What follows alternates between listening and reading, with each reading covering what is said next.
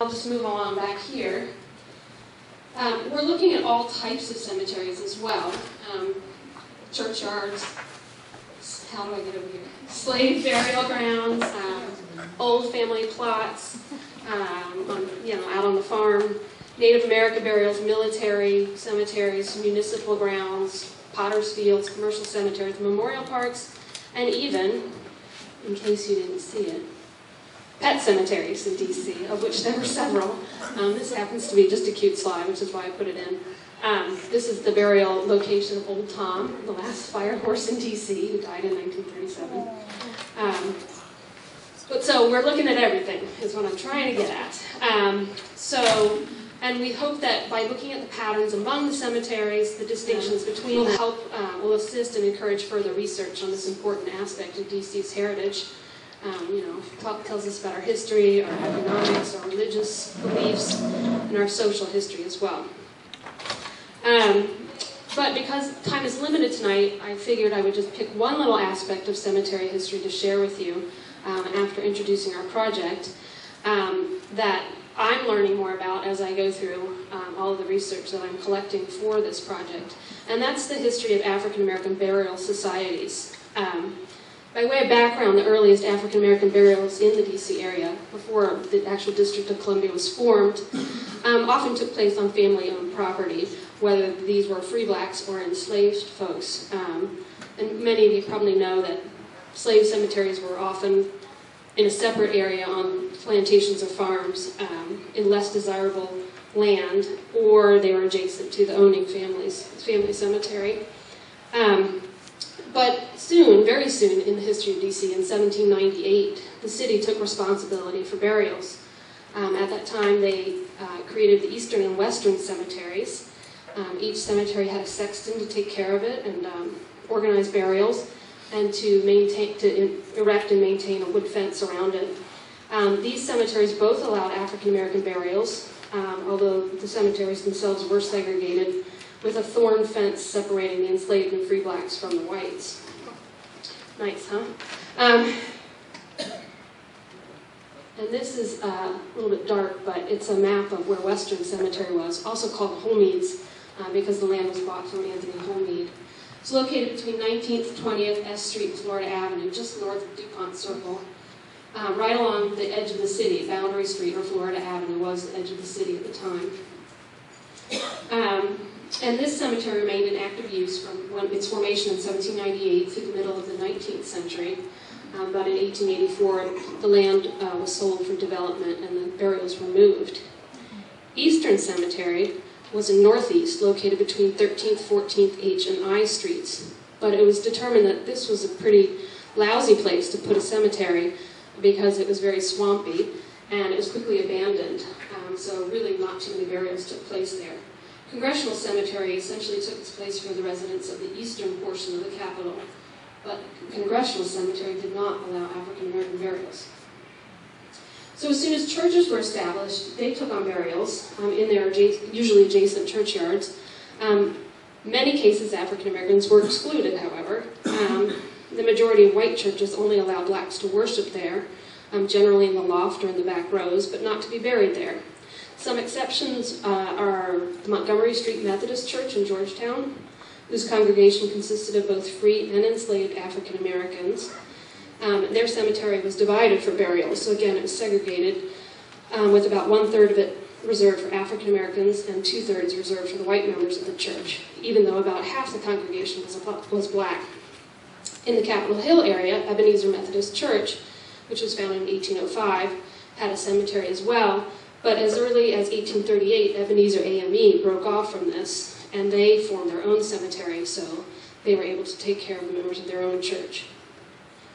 And finally, Holyrood Cemetery, which is owned by Georgetown University, was the cemetery for Holy Trinity Church, Catholic Church. And we know that this cemetery contained a number of enslaved and free blacks, and this is just a partial list of the ones we know. I just thought it was representative of the church records of how they made mention of the folks who were buried there. There were areas of the cemetery that were set aside for full pay, half pay, and free. So the latter in the northwest corner of the cemetery is where most of these interments took place. So what about those folks who couldn't afford the price of a lot in the municipal or church cemetery, or weren't members of a church that had a burial ground? In this case, African Americans were very quick to establish separate places of burial to take care of their own in the event of a death through the creation of burial societies. These were membership societies, and they functioned a lot like benevolent societies of later years, or even kind of like today's insurance companies. In exchange for paying your dues, you would be offered a plot in a cemetery, burial services, a little bit of money for the family after, upon your decease, and sometimes they even offered a headstone. These types of organizations existed in many cities, particularly in the South, Charleston, Baltimore, New Orleans, to name a few. And in many instances, they provided other forms of community support, assisting with education costs, finding work for recently freed folks, and apprenticeships for younger folks, and providing financial support for those who were too sick to work. In D.C., the first of these organizations to be founded was the Columbian Harmony Society, which was formed in 1825. They opened the Columbian Harmony Cemetery, also called Harmonian or Harmonian. I'm not exactly sure which it was, if anybody wants to correct me. In 1829, and this was between 5th, 6th, and S Streets and Florida Avenue, again up on the boundary of the city. And the burials took place here only for about 30 years, when they bought a new cemetery, which was the second Harmony Cemetery, which was located a little bit further outside the city center. It was on Brentwood and Rhode Island Avenue Northeast. I had a pointer, but the diagonal road running through the center of the second slide is Rhode Island Avenue, and the lower diagonal is Brentwood Road. So you can see that it's marked Harmony Cemetery. And on the slide on the left, it's surrounded by yellow, and it's got little crosses on it to designate that it was a cemetery in existence as early as 1865. I didn't do that. That was me. I'm sorry. Let me get my pointer when you do that.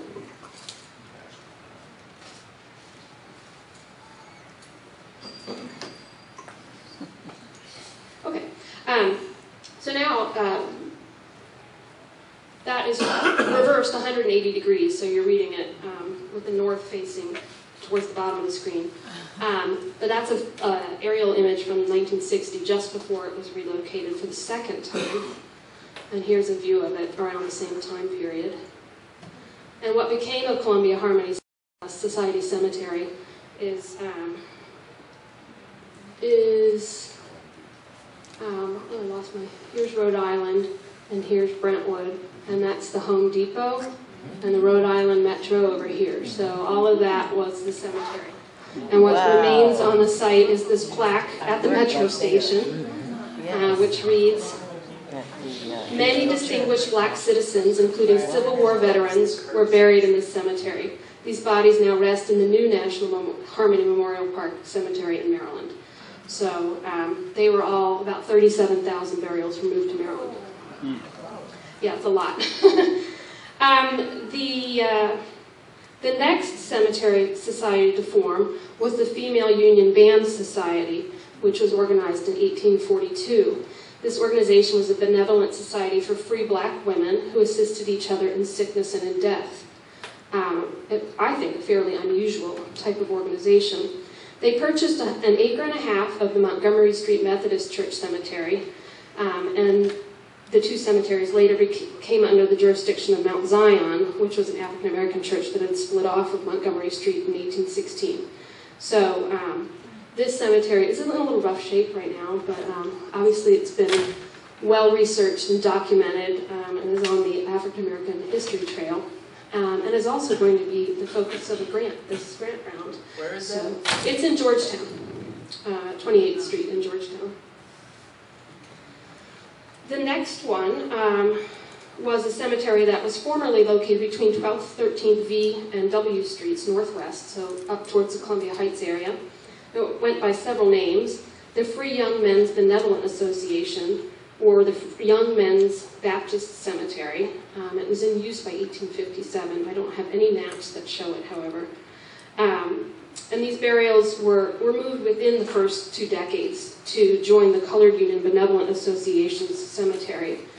And that cemetery was located, or is still located, in Walter Pierce Park over in Adams Morgan.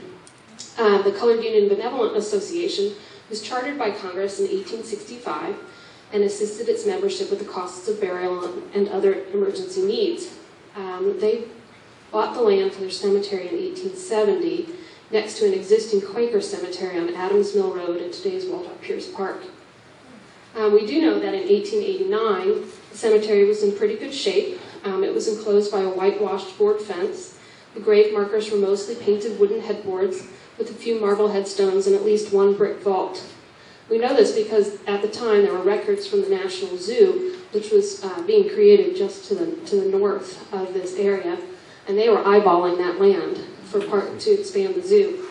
They did eventually buy a portion of the cemetery, but they thought they might acquire the whole thing, stating that, and this is a quote, "This hillside would make a good field for a herd of buffaloes when properly improved," meaning when they moved everybody out.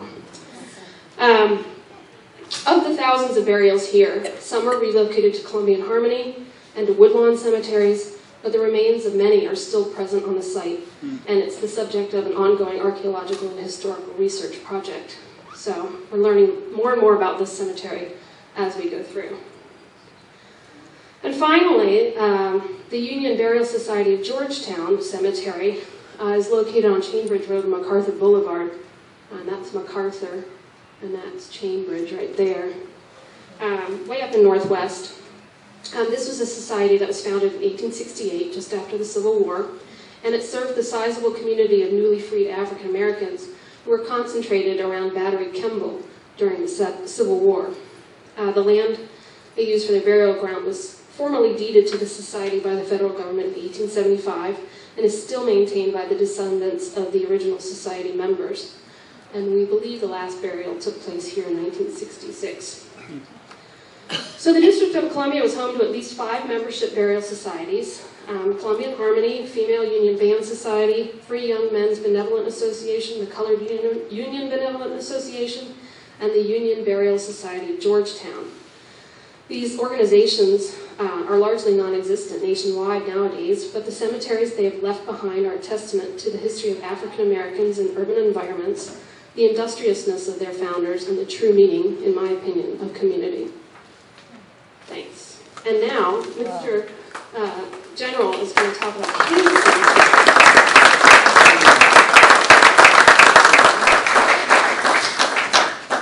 You know, Woodlawn, to me, there isn't a race thing, it's an American thing.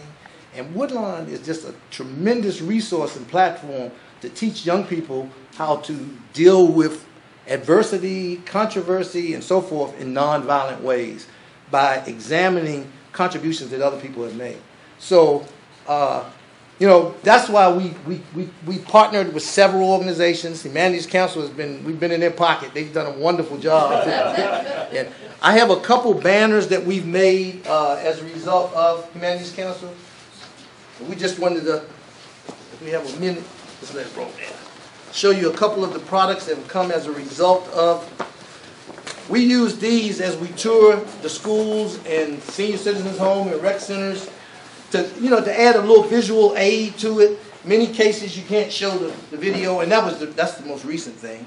This is just one which depicts Senator Blanche Bruce, Congressman Langston, and Congressman Holland, all interred at Woodlawn. You guys get? You want to get him with that, please? Some of our trailblazers in the faith community who are interred at Woodlawn. 19th Street Baptist Church is represented here. 2nd Street Baptist Church is represented there. And the gentleman who a ship is named after, y'all. A whole ship. Most people go through life and don't get a ship named after them. Woo, a whole ship is named after them. and it's retired, so it's on display somewhere in the country. I think down in Norfolk, but wonderful. And the last one,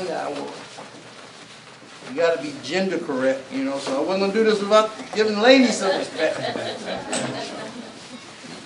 Miss Burrell was an attorney, a very prominent attorney in the city, involved in all kind of development of organizations. Many of them are still exist. Also, Miss Lillian Avante was the first African American opera singer, toured the world, and I mean, there's tons of stuff written about her, and she just set standards. And last but not least is Daniel Murray, who was another prominent contributor of major things that we enjoy today. So we want to fine-tune it as we continue to shed light on Woodlawn. And with Washington being the capital of tourism in the world, we will hope to be invited to that community for people to stop in and look at whatever we can put together to remind people around the world of the contributions made by people who had a final resting place in Washington, D.C. And I thank you all, and I'll take any questions.